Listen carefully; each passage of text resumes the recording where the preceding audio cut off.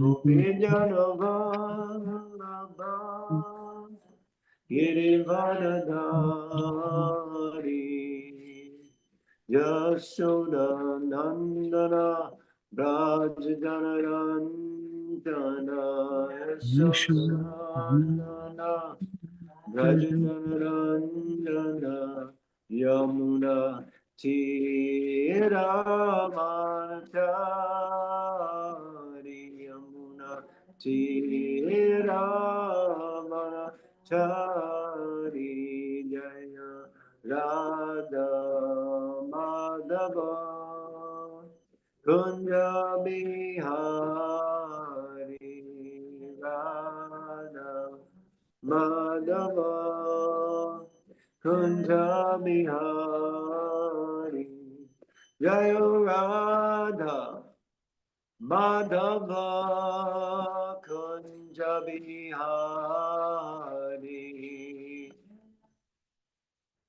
Madhava Kunja Bihari Hare Krishna Hare Krishna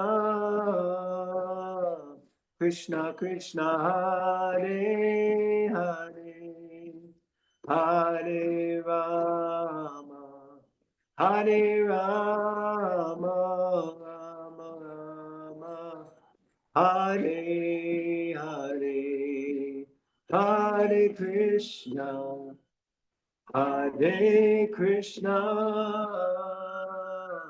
Krishna Krishna Hare Hare Hare Rama Hare Rama Rama Rama Hare Hare Jaya Prabhupada Prabhupada Prabhupada Srila Prabhupada Prabhupada Prabhupada Prabhupada Srila Prabhupada Jai Srila Prabhupada ki Jai Srimad Bhagavatam ki Jai Ananta Koti Vaishnava Vrinda ki Jai Jai Nitai Gauda Premanandi Hari Hari Bol. Hare Krishna, everyone. Welcome to all of you. Thank you so much for being present for Srimad Bhagavatam class this morning and every morning.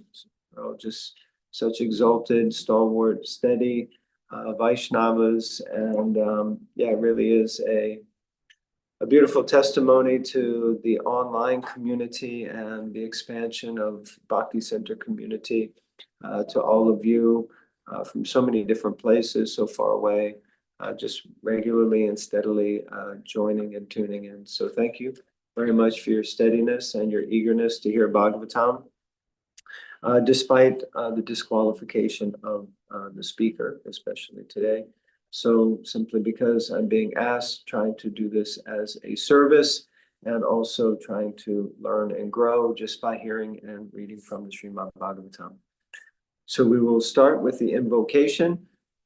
Om Namo Bhagavate Vasudevaya.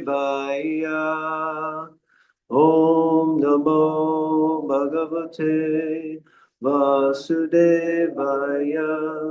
Om Namo Bhagavate Vasudevaya. Om Namo Bhagavate Vasudevaya. Om Namo Bhagavate Vasudevaya.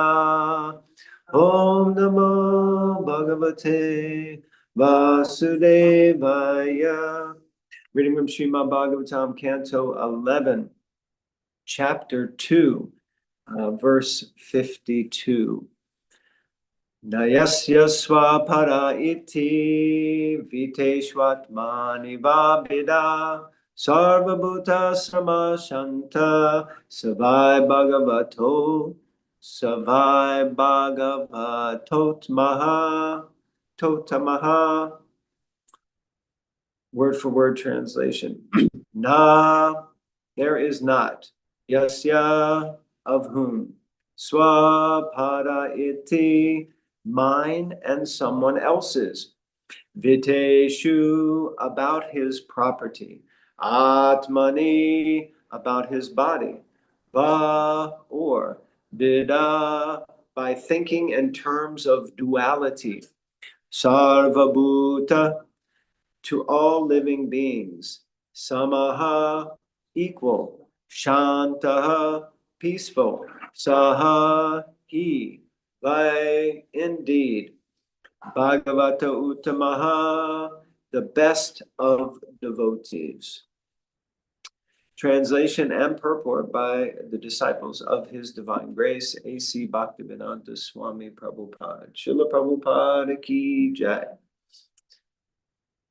When a devotee gives up the selfish conception by which one thinks, this is my property and that is his, and when he is no longer concerned with the pleasures of his own material body or indifferent to the discomforts of others, he becomes fully peaceful and satisfied. He considers himself simply one among all the living beings who are equally part and parcel of the Supreme Personality of Godhead. Such a satisfied Vaishnava is considered to be at the highest standard of devotional service. Very powerful statement. Okay, so the purport is a little long, but not as long as others. So we are going to read all of it just to honor the devotees who took their time to translate all of this and share with us often so many commentaries from different great Vaishnavacharyas. So purport. The vision described by the phrase Sarva Bhuta Samaha, seeing all living entities equally, does not include one's vision of the Supreme Personality of Godhead. In this connection, Srila Madhvacharya has quoted from the Harivamsa as follows: Nakwapi jivam Vishnu tve samsritao moksha eva cha.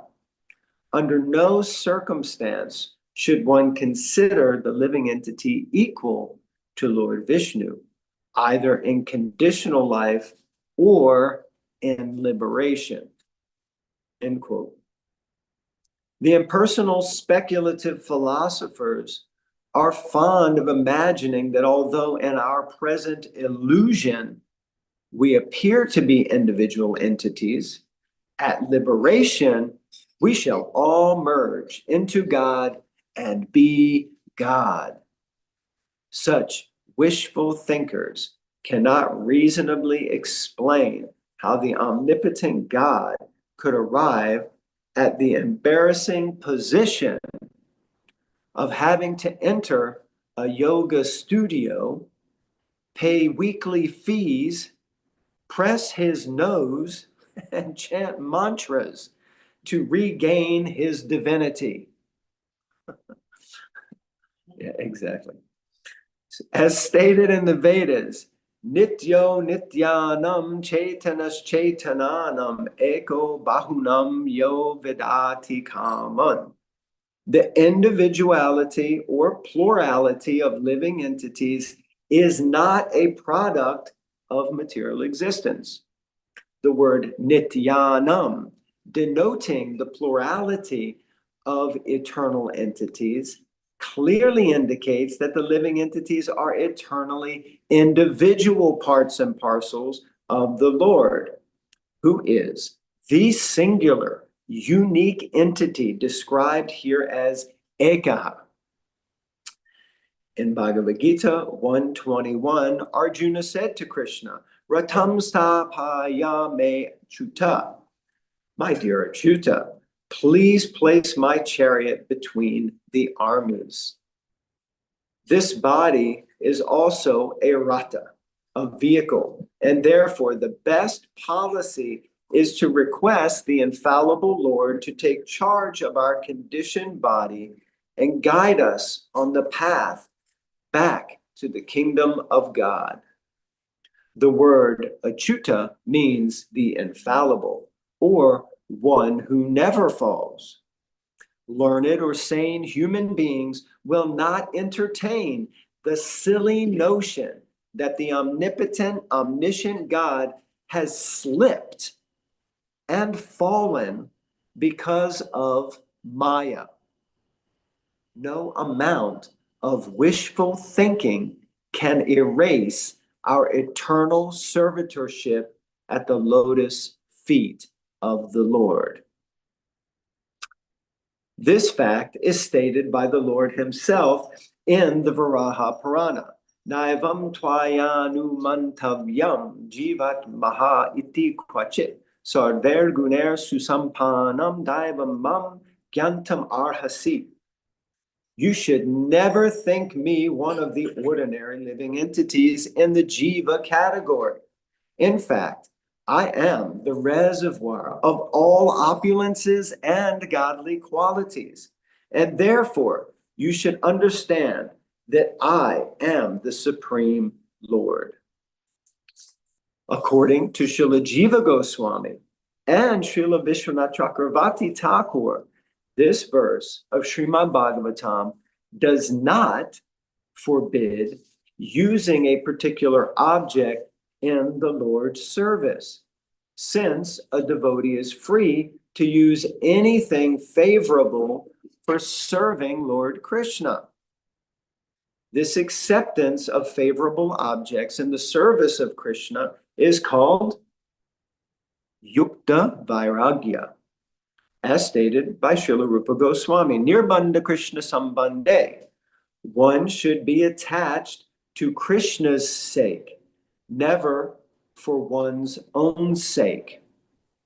If one interprets this verse to indicate that one should not exercise control over any material object, even if it is favorable for serving Krishna, one falls into the bad understanding called Palgu Vairagya, or immature renunciation.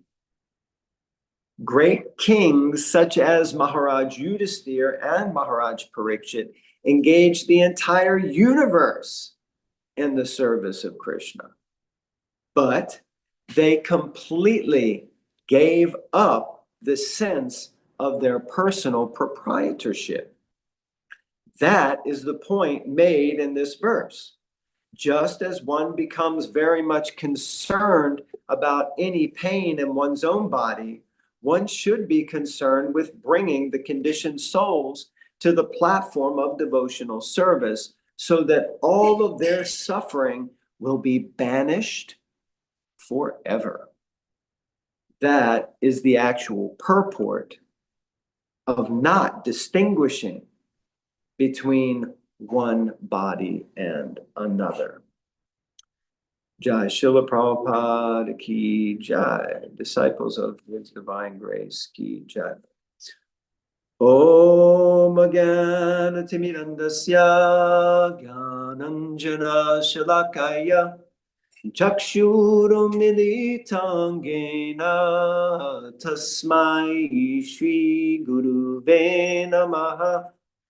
Shri Chaitanya Manobishtam Stapitam Yena Bhutale Swayam Rupa Kadamayam Dadati Swapadantikam Vandeham Shri Gurun Shri Yuta Parakamalam Shri Gurun Vaishnavamscha Shri Rupam Sagrajatam Sahagana Raghunathan Vitam Tam Sajivam Sarvetam Savadutam Harijana Sahitam Krishna Chaitanya Devam Shri Radha Krishna Padan Sahagana Lalita Shri Vishakanvitamscha He Krishna Karuna Sindhu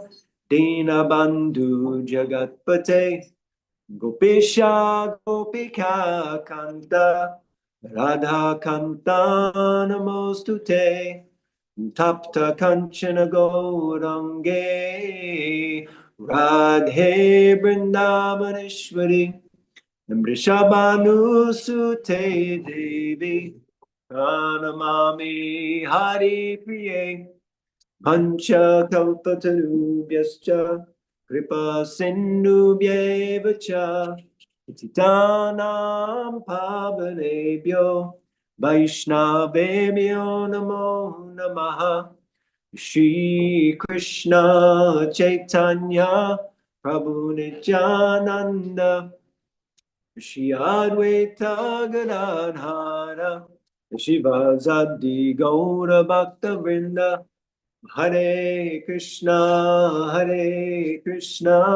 Krishna Krishna, Hare Hare, Hare Rama, Hare Rama, Rama Rama, Hare Hare. Jai Srila Prabhupada ki Jai. Grantaraj Srimad Bhagavatam ki Jai. So verse and translation again. Niyasya svapara iti vitveshvatmanava bida. Sarva bhuta samashantaha savai bhagavatotamaha.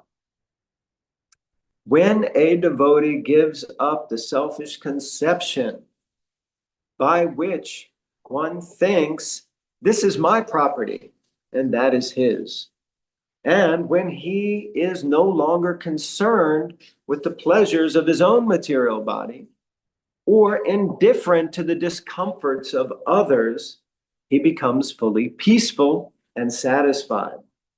He considers himself simply one among all the living beings who are equally part and parcel of the Supreme Personality of Godhead.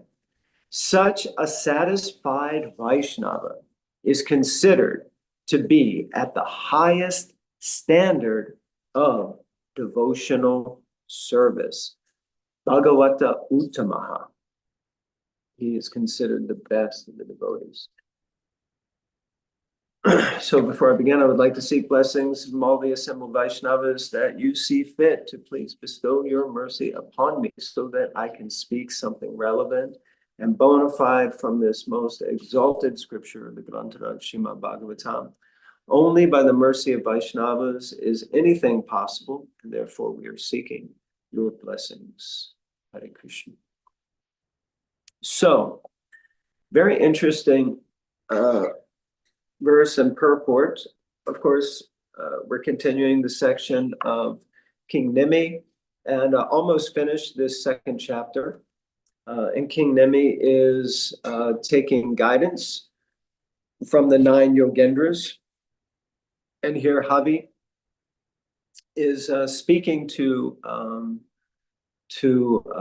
King Nimi, and specifically at this stage, having already described the Kanishta Bhakta and the Madhyama Bhakta, he is now describing the Uttama Bhakta. And the term here, as I just mentioned, the Bhagavata Uttama, the best of the Bhagavats, the best of the devotees. And this verse, actually, when I first read it, I was thinking, wow, so many questions here that one can ask just by reading the verse. So I thought we can go through, because it seems that what is happening is that the commentators and the translators, the devotees who have given us this wonderful Bhaktivedanta purport on behalf of Srila Prabhupada, spend the entire purport kind of not exactly refuting, but apparently refuting what the verse has said. Really, what they're doing is clarifying for us how to understand what is being said. And this is very important for all of us to understand, because it is very easy in the material world to misunderstand. Misunderstanding is very prominent.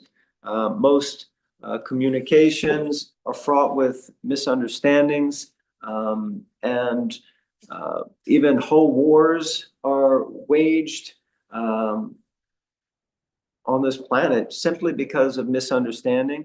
And ultimately, all the problems and issues in the material world boil down to a simple misunderstanding, which is that we think we are this body and that this is our abode of final destination, one might say.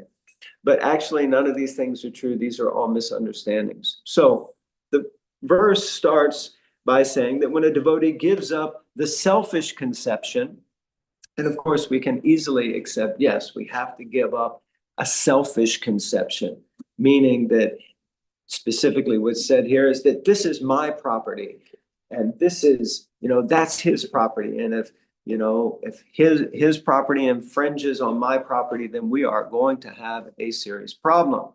This is mine, that is his, I, me, and mine. So this we can kind of easily understand and accept, because it's a general concept that we hear repeatedly. And of course, it kind of makes sense, although it certainly isn't easy. That's for sure. The tendency is to somehow identify first with the body, that this is my body. Then anything that extends out from that is directly connected to me. And if legally I have jurisdiction over something, then that certainly is mine. And then it continues to expand to the extent that we can, so that I have proprietorship over so many things. Now, an interesting point on this is that there is a quote from Srila Prabhupada, and I'm pretty sure he was quoting someone else, but he made a statement that proprietorship turns sand into gold, which is an interesting concept, because right here we see that actually we're meant to give up this principle that this is mine or that is his. And at the same time, Srila Prabhupada was very clear in his understanding that if someone feels empowered to oversee or to have a proprietorship over a specific project, then that would transform it from sand, quote unquote, something useless, into something very valuable. And this reminds me of, and I was sharing with someone the other day, I was present when His Holiness Tamal Krishna Maharaj gave a class once, and it was in London, unfortunately, because he held up two Bhagavad Gitas. One Bhagavad Gita was in a horrible condition. The spine was coming away from the book. The picture pages were falling out of the book, and he was holding up this book, and then he was holding up another book, and this book was in pristine mint condition. And he made the statement, and he posed a question to everyone present. He said, my question to you is, or my statement is, that one of these books belongs to Krishna and the other one belongs to me. Would anyone like to venture a guess which one belongs to Krishna? And of course, everyone in the room wanted to say the one in pristine condition, but it wasn't. He had picked up the Bhagavad Gita that was falling apart from the bookshelf in the temple room, and that was the book that had no one looking after it. In fact, it was just sitting on the shelf, and basically it belonged to Krishna. So it was Krishna's book, and everyone was using and abusing it in whatever way that they liked, and therefore it was falling apart. So he went on to explain that actually this book is in my care. And I remember specifically he used that terminology. He said that this book, this Bhagavad Gita, is in my care, and I'm trying to care for it on behalf of Krishna, recognizing that it is non-different from Krishna because it is the Bhagavad Gita, and that I'm looking after it and caring for it as a service. So therefore, this is this is my Bhagavad Gita, but really it's Krishna, and I'm just simply the servant of this Bhagavad Gita trying to look after and care for it. And for me, that was such an amazing and remarkable revelation of how we could see, be in a position of proprietorship, but still see that we're simply the servant and actually not the proprietor. And that also reminded me of when I was first interacting with His Holiness Radhanath Swami, and specifically around the time when, and I may have mentioned this story before, around the time when I was aspiring for initiation, and the temple president was meant to have asked Maharaj if he would accept me as his disciple and I could move forward for initiation. And after their meeting, I was with Radhanath Maharaj, and I asked him, I said, Maharaj, the president was meant to ask you something. Did he ask you? And he looked at me and he said, yes. And I said, oh, that's amazing. What's your answer? And he said, I'm happy to be your servant. And I was really bewildered, actually. And I said, Maharaj, I don't want you to be my servant. I want you to be my guru. And he said, and he laughed and chuckled, and with his shoulders bouncing up and down. And he said, yes, Bhakta James, I am happy to be your servant. And I thought, I wonder if maybe he's going deaf. He didn't hear what I said. I don't want him to be my servant. I want him to be my guru. And I was about to say it again, and he looked at me and I looked at him. And then somehow I realized, this is incredible. He sees the position of guru as a service, and he doesn't see it as some way of exhibiting proprietorship over me. Although as a disciple, one would absolutely completely surrender oneself to another person. So this is quite, in one sense, from a material perspective, quite a dichotomy of how can we understand this, that someone could have such a position of quote unquote authority or power over someone, but simply see themselves as a servant. So this idea is also explained further in the purport. We'll continue through this. So when he is no longer concerned with the pleasures of his own material body, that he throws the cartels around the room, his own material body, or indifferent to the discomforts of others.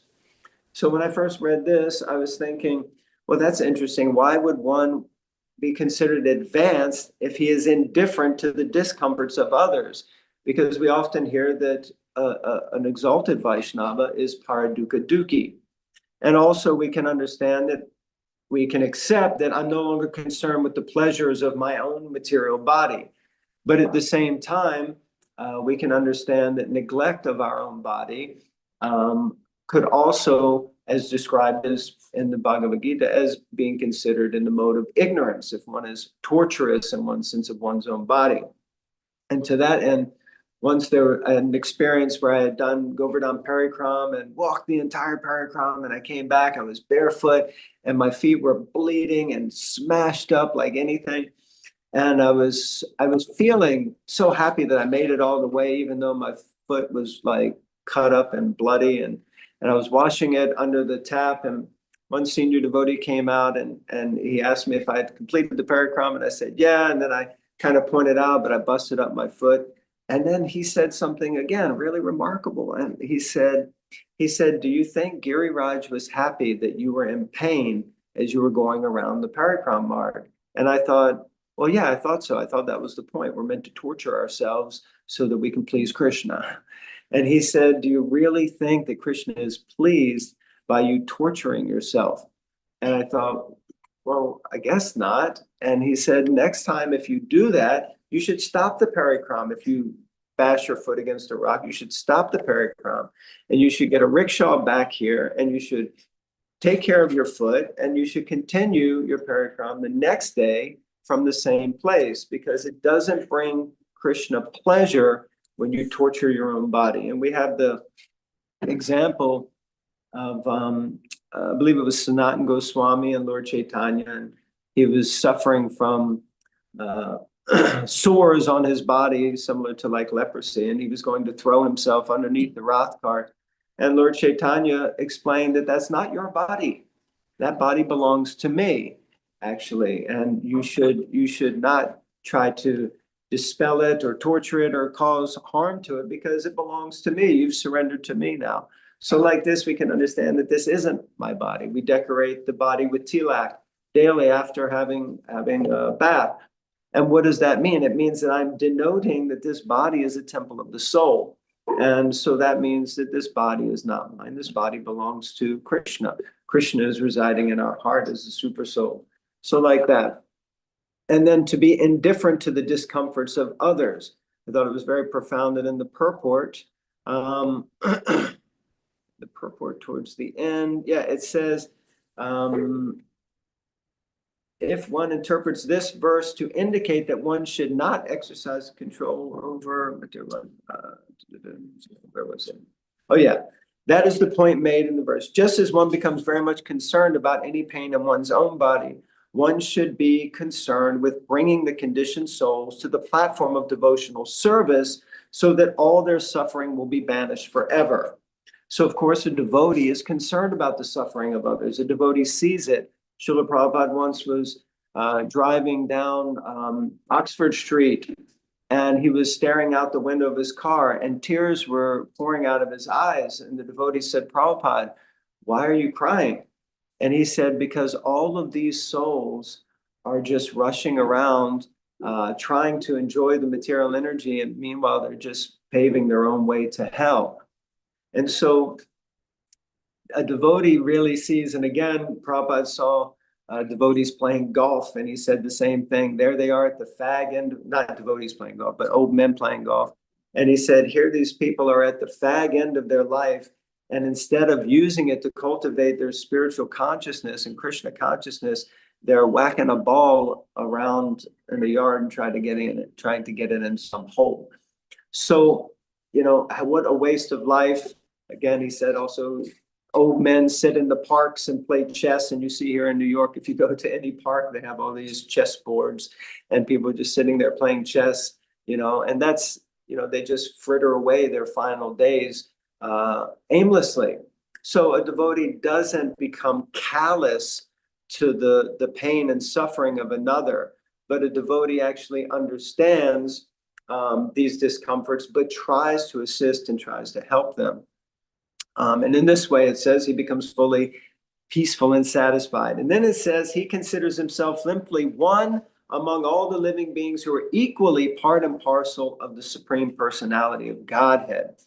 So this point, the main substance of the purport was focused on stressing, as Prabhupada would do purport after purport, to uproot this disease of impersonalism, this disease of Mayavad, to think that I can become God.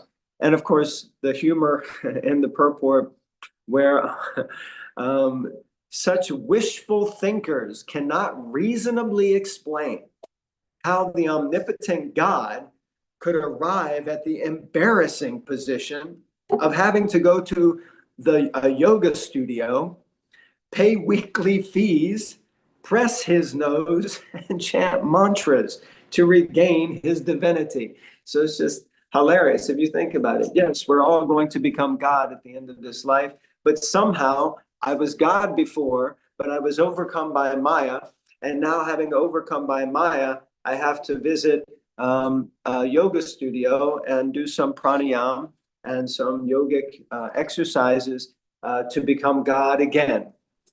So, I mean, it is actually, when you look at it and think about it like that, is ridiculous, but it's surprising how many people subscribe to that philosophy and system of thinking that, yes, and I will become God. Of course, we understand you will become godly if you continue on the path of yoga and taking up bhakti yoga. One becomes like God, in the sense that one develops the qualities and characteristics of a saintly person, but not that one ever becomes God. So there's so many points, and I could probably carry on, but we are only with 8 minutes left. And so I will open things up, and if anyone has anything that they would like to add, subtract, or comment on, then please do that now. Hare Krishna.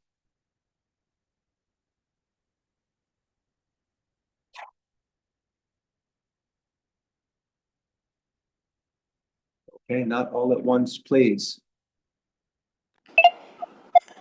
Thank you, Jai Nitai Prabhu. My takeaway is that as aspiring spiritualists, we don't look down upon people who aren't on the path of devotion, and we don't hate them, but we feel genuine compassion, which is different from looking down upon them. Even though we feel fallen ourselves, there's room for compassion for others and not hate or discrimination. Thank you for pointing that out with Srila Prabhupada's example. Thank you. Sometimes when you sit down doing Harinam, for example, then you think of yourself as a weirdo sitting on the sidewalk. And then people are walking, they're very busy, very serious, dressed up and all that. And you're sitting on the sidewalk. But after you chant for 10, 15 minutes, then you start seeing them as weirdos. And you're the one doing the right thing. And then maybe later compassion kicks in, hopefully. Please pray that it does kick in for me one day. Okay, we have Sadhvi raising her hand. Hare Hare Krishna, Krishna. Sadhvi Devi. Thank you very much for today. Because of the kind of experience I had, I just wonder if it's possible. Sometimes we perceive things in different way and different time in our life, in different age in our life. And maybe I get the information, maybe, for instance, I got the information when I was 18 years old, but I didn't hear it. But later on, when I came to 50 years old, I heard it again. And this time, I get another way of understanding. So I wonder, and then I will explain it in that way, in that mood of 50 years old woman, not 18 years old woman. You know what I mean? Because the way I perceived it when I was 18 years old was different. And I explained it to others, but it didn't get, how to say, welcome. But when I was 50 years old, I perceived it, I said it in another way, and it got perceived in another way. You know what I mean? Could it be possible that we also perceive even Shastra in different way and understand it in different way and still is okay? Thank you. Yeah, very, very important point. So there were, just in that short statement, Sadhvi Devi, there's so many different things that could be discussed. The first point that I kind of picked up on was that as we grow and develop, our consciousness or realization of certain points, certain lessons, certain aspects of life will change and also grow and develop. So we will certainly have a different perspective on life, and or should have. That's also why there are different ashrams.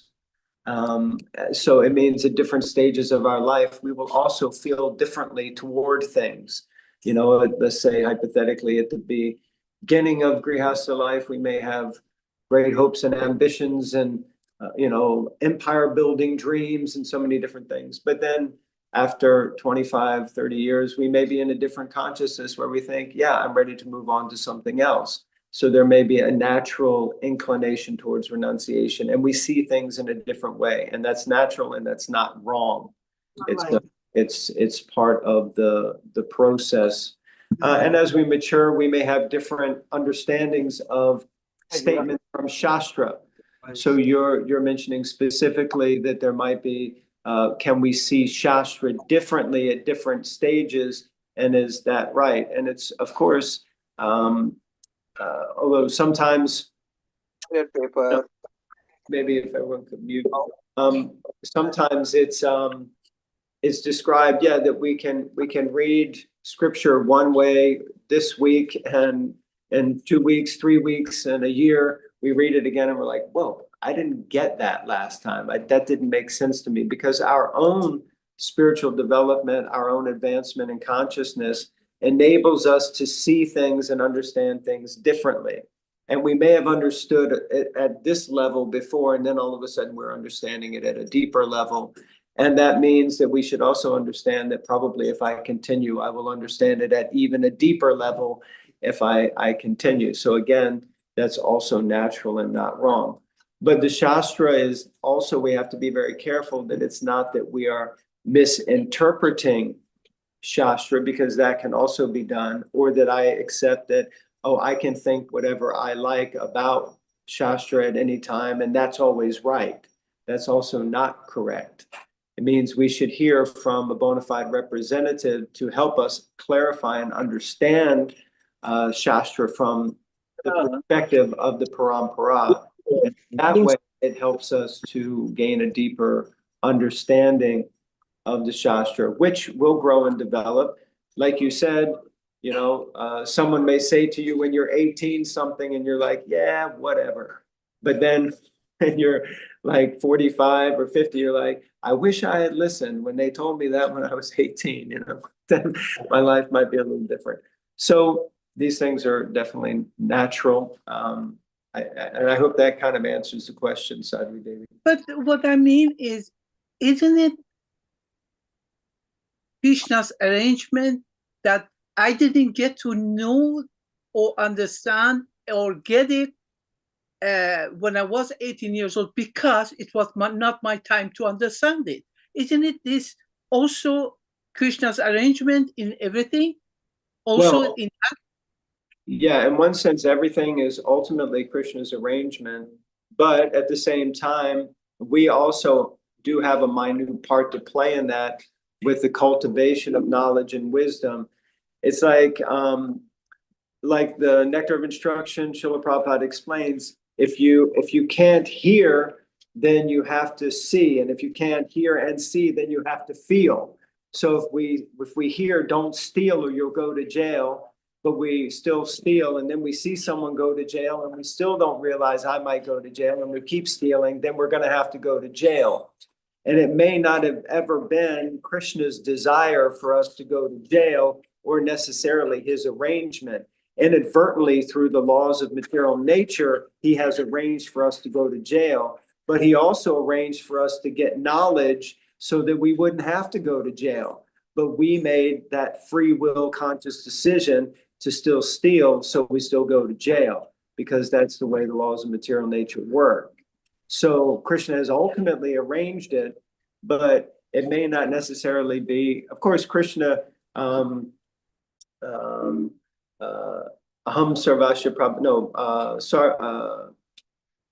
anyway, Krishna gives knowledge, remembrance, and forgetfulness. Sarvasya Chaham Riddhi Sanivisho, Mata Smirtir Gyanam Apohanam Cha. So he does give forgetfulness, and that can be either from the Yoga Maya platform or from the Mahamaya platform. So like that, we have to remember that Krishna is also giving us knowledge and opportunity to make a decision at every step of the way.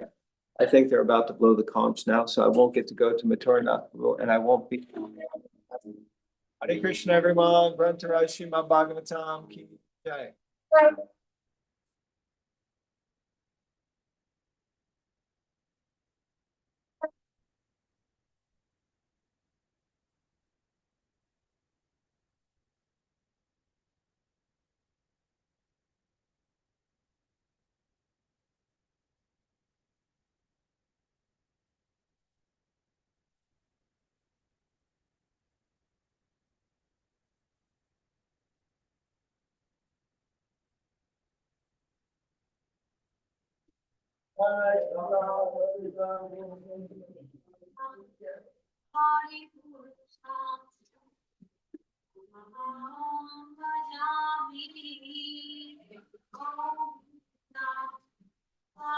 Krishna.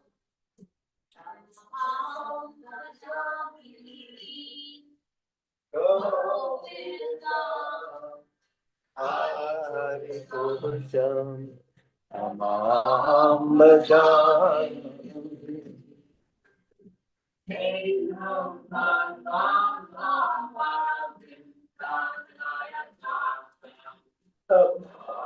Bhagavatam Samadhikam Urasumbarangam Kandarvamoti Kamaniya Vishesha Soma Govindam Hari Purusham Tamaham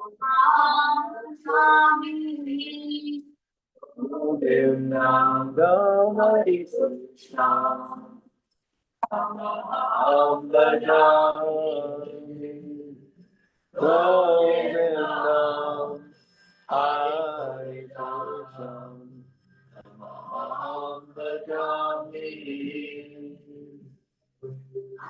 Anganiyasya Sakalam Kilapriti Ashyanti Kanti Kayanti Kiram Jaganti Lachimaya Sadhu Kalanagrasya Govindam Hari Purusham Tamaham Bhajami. Govinda Hari Purusham Tamaham Bhajami. Govinda Hari Purusham Tamaham Bhajami. Govinda Hari Purusham Tamaham Bhajami.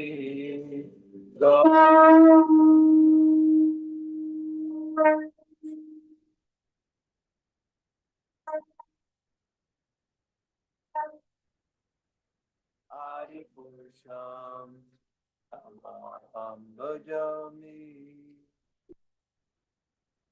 Jai Shri Radha Muralidhar Gaurachandra Bhagavan Ki Jai. Srila Prabhupada Ki Jai. The lotus feet of our spiritual master are the only way by which we can obtain pure devotional service. I bow down to his lotus feet with great awe and reverence. By his grace, one can cross the ocean of material suffering and obtain the mercy of my only wish is to have my consciousness purified by the words emanating from his lotus tongue. Attachment to his lotus feet, protection that fulfills all desire. He opens my darkened eyes and fills my heart with hands and knowledge. He is my Lord, birth after birth. From him, ecstatic prema emanates, and by him ignorance is destroyed. Vedic scriptures sing of his character. Our spiritual master is the ocean of mercy. Turn to the poor and the Lord and master of the devotees. O master of the merciful ones, give us the shade of your lotus feet. May your fame be spread all over the three worlds. The lotus feet. Srila Prabhupada Ki Jai. Thank you, Jai Nitai Prabhu. Jai Srila Prabhupada. Hare Krishna, welcome to the Afterglow. Dear devotees, feel free to share your realizations, ask questions, contribute to the yagya. Please. I appreciated the point Jai Nitai was making about Govardhan Parikram. And a lot of time we think I'm going to get Krishna's mercy or Krishna's favor if I perform this big austerity where I even hurt myself. I cut my feet all up, as he was saying. And Krishna's not really interested, as far as I understand, he's not interested in that. He's interested in our heart, in what we're offering from our heart. And in the beginning stages of our bhakti, if we haven't progressed into the stage of like really being in nishta, if we're still in anartha nivritti, we're at the stage where we're just trying to understand, to let Krishna into our life, because he's the shining light that's going to really dispel and help us work through the anartas. So it's like just we get ahead of ourselves, thinking I have to do all these things, and then we're also in a achievement, trying to earn Krishna's love. And because that's how for many lifetimes, we're conditioned in this world, because everyone has conditional love in the material world, thinking I need to earn everyone's love around me. But that's not how Krishna is. So we don't need to hurt our feet. I actually, last time I went on Govardhan Parikram, I wore shoes half the way. I'm a great sinner. I'm going to Patalaloka now. Matarnath Prabhu is speaking in humility.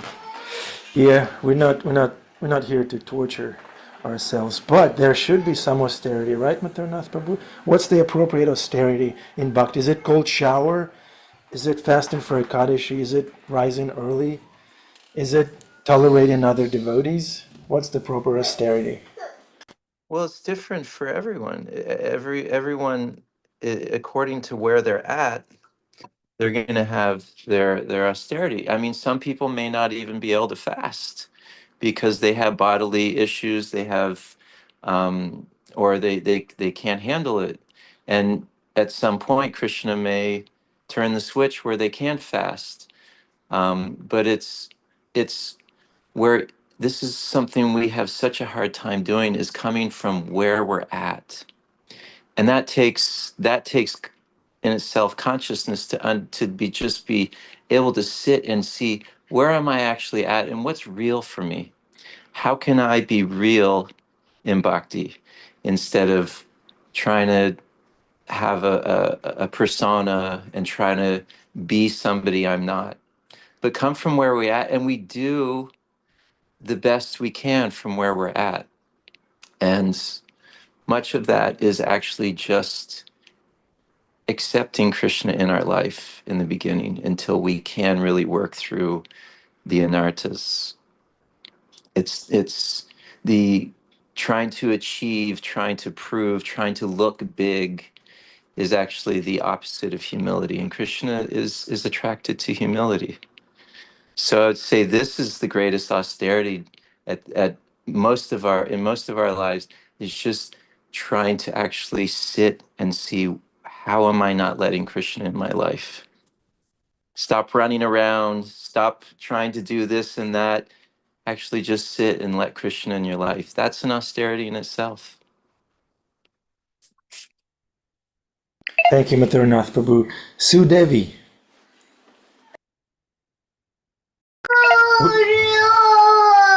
Unmute yourself, Sue Devi, please. No! No! There. See, I'm old. Can you hear me? Yes. I'm like Gotti. Hi. I just wanted to talk about the woman in the bottom corner. I forget her name. She was saying, like, when you're ready. Can you? Yeah. You can't hear me? Who's that? Who's that in the corner? Oh, Sadhvi. Oh, yeah. Earlier, yes. She was saying get it when you get it. I mean, I was probably close to 10 years old when I started to feel like there was something else in my life. Krishna was around, or something was around. I'm 68 now, and I went through a lot of different kind of things with that, as far as getting the answers then, but still doing what I wanted to do. So I was the first person I heard was Prabhupada. I knew that was what it was. But then I went on to like self-realization fellowship, meditation, silent meditation, this, that, this. And then I ended up coming back in my 50s to Prabhupada's teachings, even though I had all along had his teachings, books, this, that, knew about him, saw him, but wasn't ready. So I think when, again, the student's ready, the teacher appears kind of thing, he appeared a long time ago, but I just wasn't listening. That's all I have to say. So, however you get to it, you get to it. So Debbie, so you met Prabhupada in person, correct? I did not. I live by New Vrindavan. I live in Pittsburgh, so I was making many trips there. I didn't meet him. I just almost met him, but he had died prior to that. So sweet. And then you got initiated recently, is that correct? No, I've never been initiated. Okay. Because I think you're Susan, right? Is that the Yes. same? Yeah. Susan. Okay, cool, Yeah. cool. Mhm. All right. Thank you Wonderful. very much for that little time. Thank you. Thank you, Sir Devi. I have a question. Maturnath Prabhu, thank you for your questions are the best. Bhima This, Prabhu, please prepare. Here this is a comes the first very, question. very deep question. So hold on fasten your seatbelts. What should I say to devotees who are playing golf? Nothing. Yeah, is golf offerable to Krishna? That's the question. Play golf for Krishna. Golf for Krishna, that's one answer. Bhima Prabhu? Hare Krishna. There is a book called the Bhagavad Gita and Golf, and it's very interesting actually because if you've read the Legend of Bhagir Vance, that is about Krishna and the Bhagavad Gita, and there is a deep analysis of the concept of playing 18 holes and reading 18 chapters of the Bhagavad Gita. So if you're interested in legitimately understanding the relationship between golf and the Gita and Krishna, there are resources for it. Haribol. And it also doesn't mean that you won't slice the ball or throw it into the sand trap or lose your Titleist golf balls in the pond. Don't expect Krishna to take care of that for you. I'll tell a little pastime as far as combining chanting, which is the easiest thing, combining chanting with everything. Took my dogs on walks around the pond, which is actually a lake. It's 3.5 hour walk around the whole lake, and I would get, many rounds done. It was wonderful, wonderful time to do that. But then I started thinking I want to get back into shape. So we have a big wooded area with beautiful paths, and I would start sprinting. And I remember, I would be chanting and sprinting, and with the dogs and leaping over down trees, and basically the second time I did it, I had this little whisper in my head saying, I'm not happy with this, like a little, like, no, not that it was Krishna, but it was sort of like, this is not pleasing, you chanting and sprinting. Walking is one thing. So I said, no, I'm going to sprint because that's what's priority with me. I want to get back into shape. So I managed to, while sprinting and chanting and hearing this feeling this dissatisfaction in my chest that I was just doing, what is it called? Inattentive chanting. I went to hurdle over a log and totally tore out my quadricep. And it felt like a shotgun, like somebody had shot me in the leg, and I rolled and crumbled to the ground. And I just sat there and I just said, why did that happen? It happened because I was fairly warned that what's important to Krishna is attentiveness, is that you pay attention, and he's the priority, and his name is the priority. So as long as whatever it is you're going through, even if it's a domestic dispute, if Krishna is out in front, then everything's going to be okay. It's when he becomes second, he doesn't, as far as I can tell, he ain't putting up with that. So be careful about what you apply your sadhana to. Thank you, Bhima Prabhu. I think Anupam Prabhu has some experience with golf and Krishna consciousness. Let's see if he can dovetail the two. Anupam Prabhu, you have any input? Yeah, I knew this was coming. I've been preparing myself. Yes, I grew up on a golf course. My dad worked at a golf course all throughout my life, and so I grew up in the middle of one. And so in the Bhagavad Gita, Krishna says you can't recreate too much or recreate too little. And so some of the more mature devotees I know, devotee communities, you'll see they have activities that they do. They have fun together. They go and play soccer together. They play kickball, and it keeps the brain pacified. It keeps the subtle body pacified.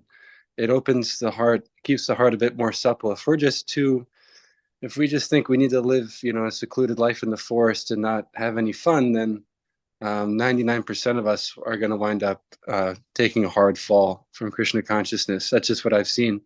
So we need some recreation. And Prabhupada, I think it was Prabhupada who said that one bona fide form of recreation is walking in the forest. Maybe some other people have heard this and they know the exact reference, but I definitely have heard it before. And when you're golfing, you're pretty much walking in the forest. You just happen to also be hitting a ball.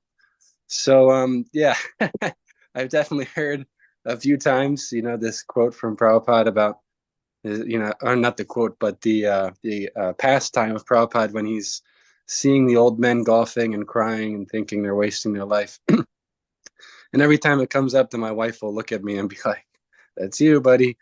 But I think that's not Prabhupada throwing out all forms of recreation, because of course, he translated the Gita and he put that in there. We need some recreation, but just like the story of Bharat Maharaj, there's always a fine line between that and getting carried away.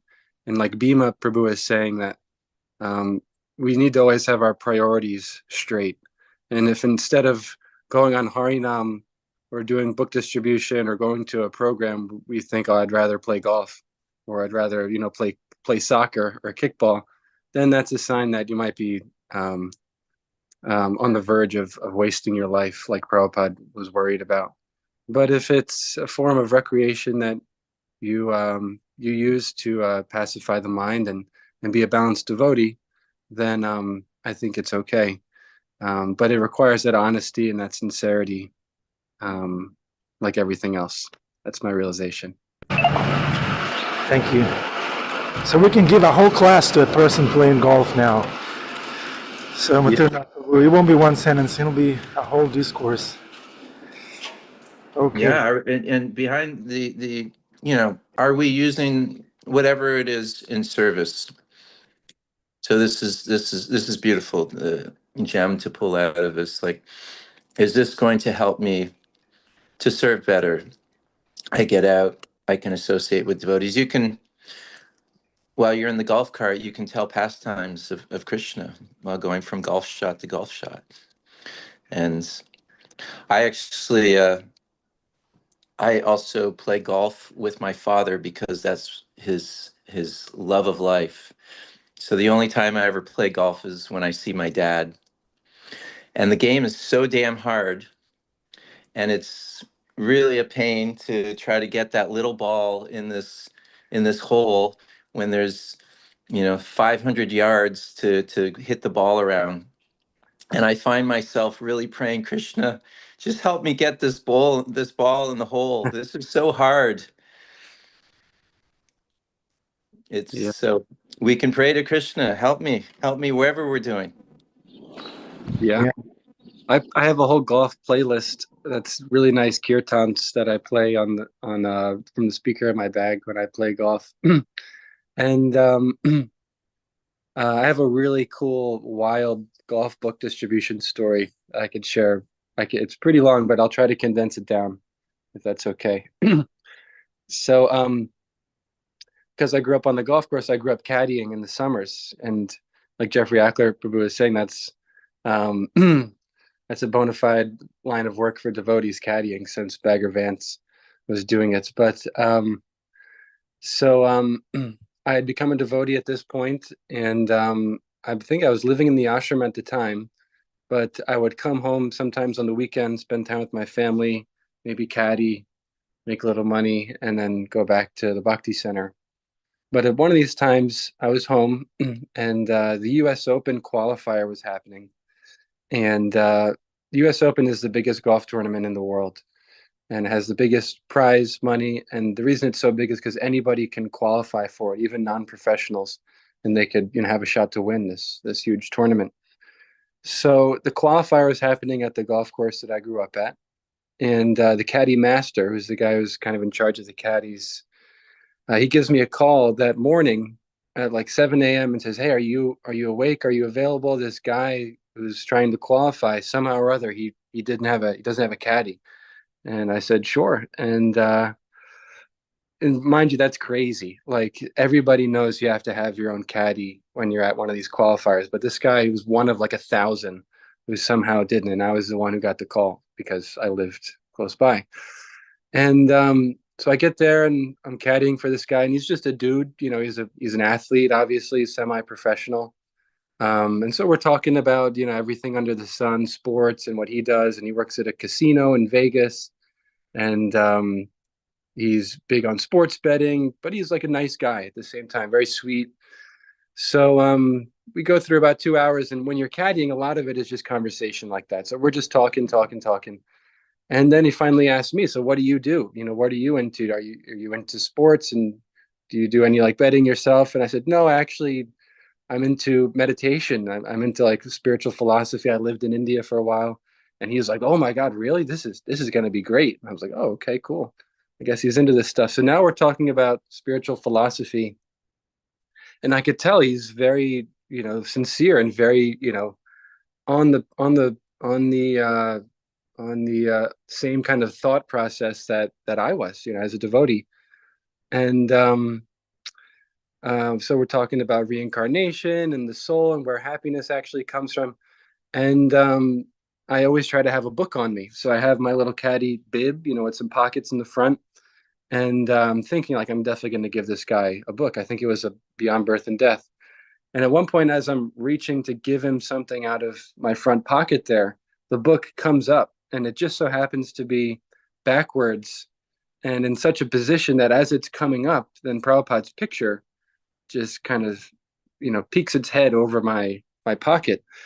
And he looks at it and he goes, "What's that?" And I said, "Oh, it's just a book. I'll tell you about it later. I don't want to mess up, your round, but I'm going to give it to you later." And he's like, "Is that A.C. Bhaktivedanta Swami Prabhupada?" I'm like, "Yeah, that's Prabhupada, Prabhupada?"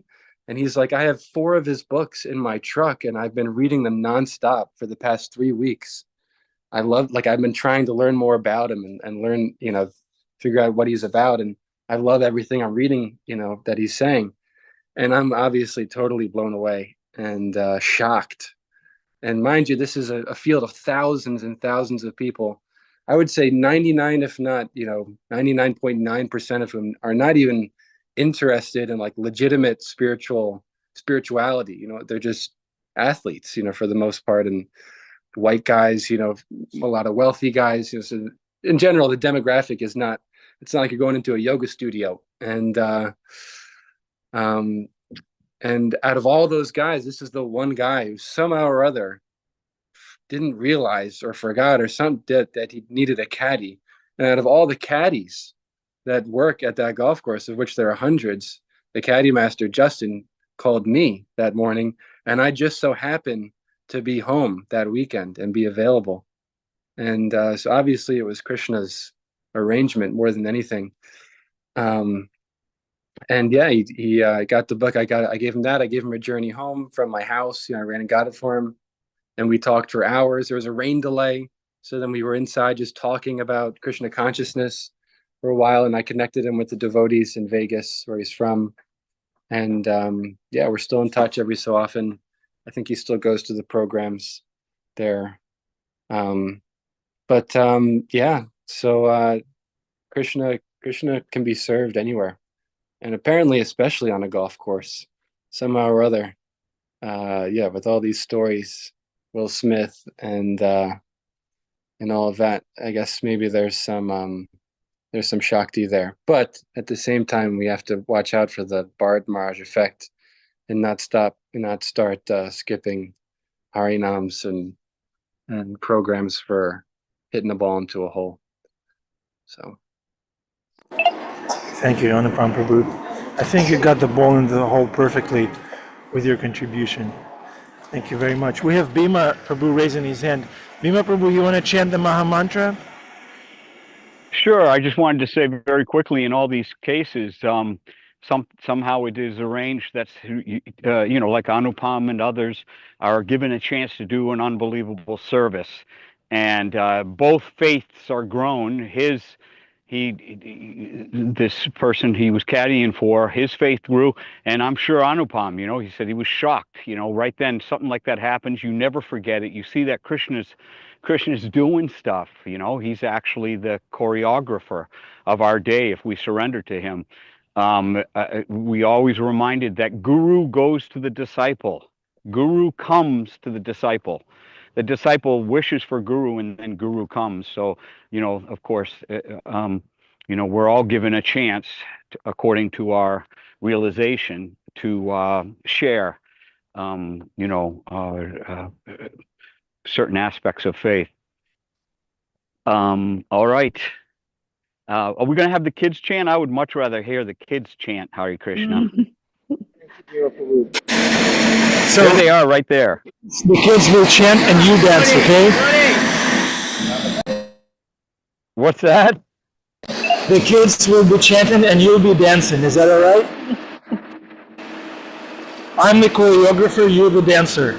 And yes, I'll dance, but Annabelle and her brother are gonna sing. Okay, we're all gonna dance. Annabelle, Isaiah, please.